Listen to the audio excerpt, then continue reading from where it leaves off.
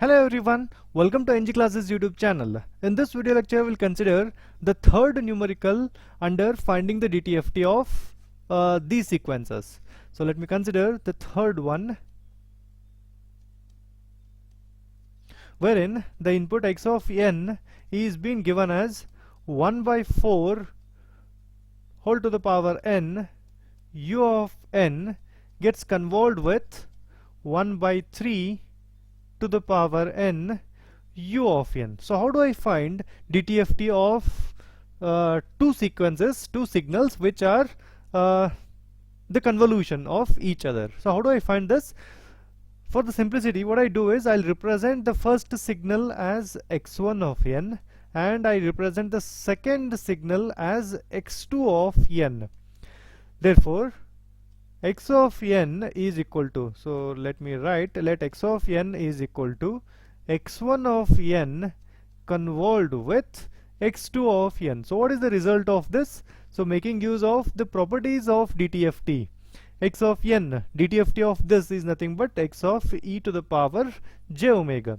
x1 of n, its DTFT is nothing but x1 of e to the power j omega. Similarly, x2 of n, its discrete time Fourier transform is going to be x2 of e to the power j omega.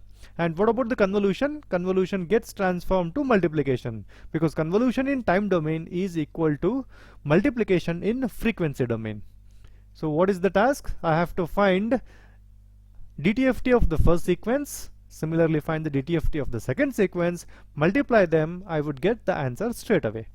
Therefore, let me consider finding x1 of e to the power j omega, which is equal to summation n equal to minus infinity till infinity x1 of n, which is equal to 1 by 4 to the power n u of n z e to the power minus j omega n. So that is the formula of DTFT. So now in this numerical, the lower limits become 0 as we have got u of n inside, which exists from 0 and extends till infinity. Upper limit becomes infinity, and I have 1 by 4 e to the power minus j omega, whole thing to the power n. So what is that going to be? That comes from the result of a standard geometric series. We already know that 1 divided by 1 minus 1 by 4 e to the power minus j omega. This is nothing but x1 of e to the power j omega. So straight away now I can write similarly